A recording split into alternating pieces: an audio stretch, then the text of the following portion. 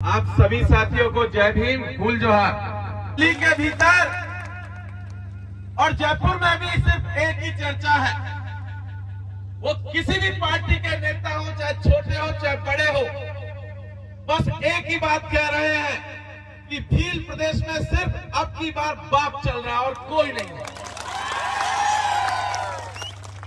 और परसों तो आपने पढ़ा भी होगा एक अखबार में, अखबार वाले कभी आदिवासियों की बात नहीं करते, आदिवासियों के विरोधी लोग हैं, लेकिन परसों अखबार वाले लिख रहे हैं कि इस बार भारत आदिवासी पार्टी दक्षिणी राजस्थान में 14 सीटें जीतने वाली है। और वो तो 14 की बात कर रहे हैं, हम तो 17 की 17 पर दावा ठोक रहे हैं। भाई 3 हम क्यों कम करें, हम तो पूरा 17 की 17 पे दावा है। एक बात आपको बता दूं, इस बार ये यकीन मान लीजिए, राजस्थान का मुख्यमंत्री कौन बनेगा इसका तय, इसका निर्णय ये धरती करेगी, ये प्रदेश करेगा, आदिवासी पार्टी करेगी। साथियों, पिछले 75 सालों में कभी कांग्रेस ने, कभी बीजेपी ने, दोनों ने मिलकर, एक दूसरे ने मिलकर के आदिवासियों को लूटा है और लगातार लूटते चले आ रहे हैं।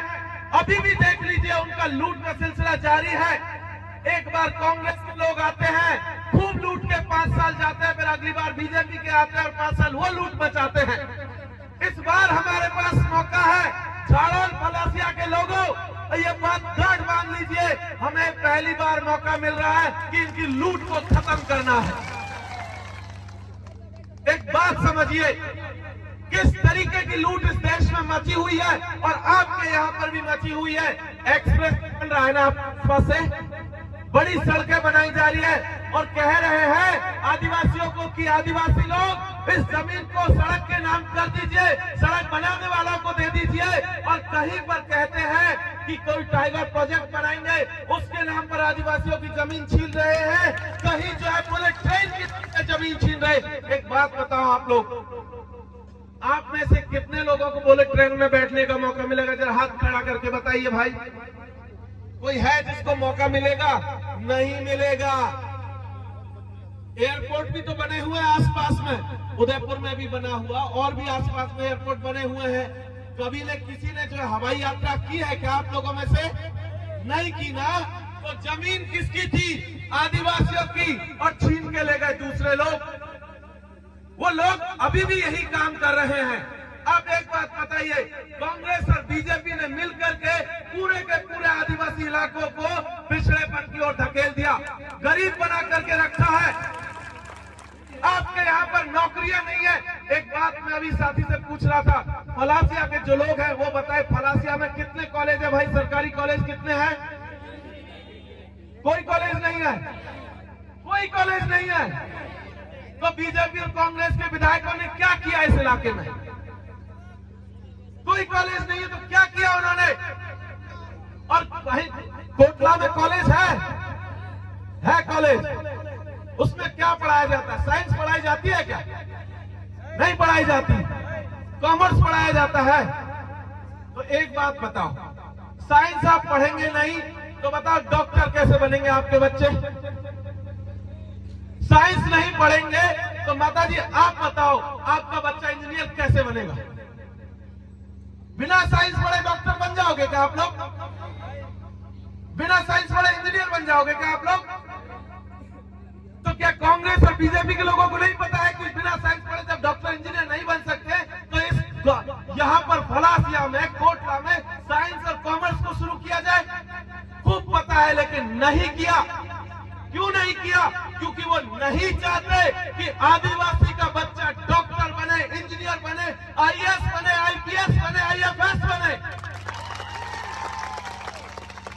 वो लोग हम लोगों को किसी तरीके से शोषण करना चाहते हैं, गरीबी में धकेल करके रखना चाहते हैं, हमें आगे बढ़ने नहीं देना चाहते।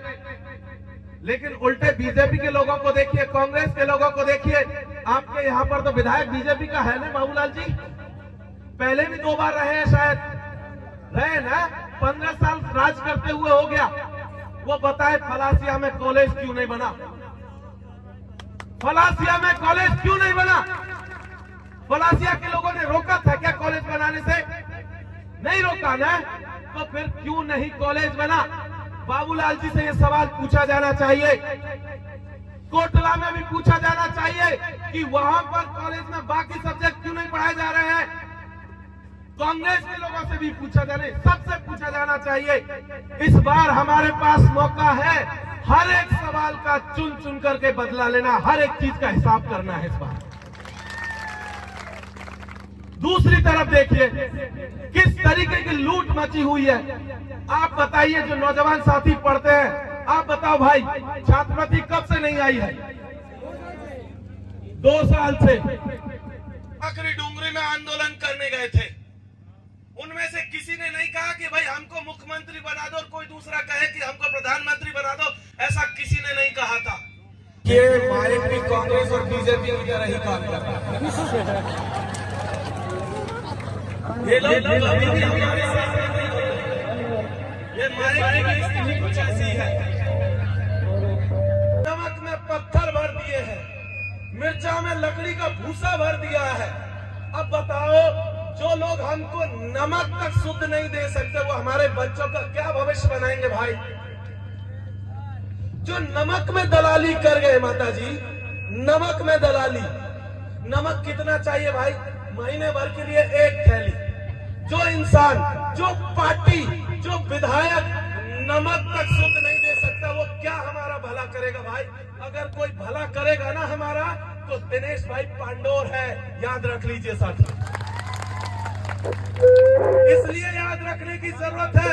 और खास करके मैं बुजुर्गों से कह देना चाहता हूं कि दिनेश भाई की उम्र का आप ख्याल रखिएगा कि एक और नौजवान आज से 100 भगत सिंह 23 साल का नौजवान फांसी के फंदे पर चढ़ गया इस देश को आजादी दिलाते दिलाते, और आज भी उसका नाम हम सम्मान से लेते हैं। तो याद रखिएगा, दिनेश पांडोर आपके झाड़ों और फलासिया का भगत सिंह है। इसका काम याद रखा जाएगा, इसका सपना झाड़ों और फलासिया का भविष्य बदल करके रख देगा। इसलिए इस बार हमको दिनेश भाई पांडोर को जयपुर में भेजना है। जब हम लोग वोट देने जाएं, तो एक बार अपने बच्चों की तरफ देखिएगा, एक बार अपने बुजुर्गों की तरफ देखिएगा, और एक बार जो अपने परिवार के मन्नारे हैं ना, उनकी तरफ देखिएगा। मन्नारे जगदीश भाई की तरफ देखिएगा। जगदीश भाई का चेहरा देख करके वोट दीजिएगा कि इस व्यक्ति ने आदिवासी समाज के लिए अपनी जान कुर्बान कर दी। इसलिए यह मौका हमारे पास है, जगदीश भाई के सपने को पूरा करने का मौका है, भील प्रदेश के सपने को पूरा करने का मौका है, आदिवासियों के स्वाभिमान को लौटाने का मौका है, उनके सम्मान को लौटाने का मौका है साथियों। आप देखिए, यहां से थोड़ी दूरी पर उदयपुर के आसपास कुछ समय पहले आदिवासी परिवार की, हमारे समाज की बेटी पूजा भील, छोटी सी बच्ची, 9-10 साल की बच्ची, उसके साथ अत्याचार हुआ, और अत्याचार के बाद छोटे छोटे टुकड़े करके एक पोटली में बांध के फेंक दिया। कोई व्यक्ति उसको न्याय दिलाने के लिए नहीं गया। कांग्रेस की सरकार थी, बीजेपी के विधायक थे वहां पर, लेकिन कोई आदमी उसको न्याय दिलाने के लिए नहीं गया। अगर किसी ने न्याय की मांग की तो वो भारत आदिवासी पार्टी के लोग थे। आपके तमाम साथी यहाँ पर जो मौजूद है, वो सब लोग उसको न्याय दिलाने के लिए गए थे। तो ये वोट इस बार हमारी बहनों के सम्मान के लिए भी है, उनकी सुरक्षा के लिए भी है। पिछले 4-5 महीनों से बुजुर्गों की पेंशन नहीं आई है, पेंशन नहीं आई है। हम सब लोग जानते हैं कि जब किसी बुजुर्ग को पेंशन नहीं मिलती है तो उसकी क्या स्थिति होती है। इस बार भारत आदिवासी पार्टी और उसके तमाम उम्मीदवारों की एक वादा है आप सबसे कि जैसे ही वो जीत करके विधानसभा में जाएंगे, बुजुर्गों की पेंशन भी बढ़वाएंगे इस बार। इसी तरीके से मैं आपको बता दूं, पिछली बार सरकार ने घोषणा की थी कि हर जिले में एक मेडिकल कॉलेज बनाएंगे। क्या आपके जिले में कोई मेडिकल कॉलेज बना क्या? तो घोषणा का क्या हुआ? घोषणा तो मोदी जी ने भी की थी 15 लाख की। आ गए क्या? नहीं आए ना। ऐसे ही हमारे मुख्यमंत्री जी ने भी मोबाइल बांटे कुछ दिन पहले।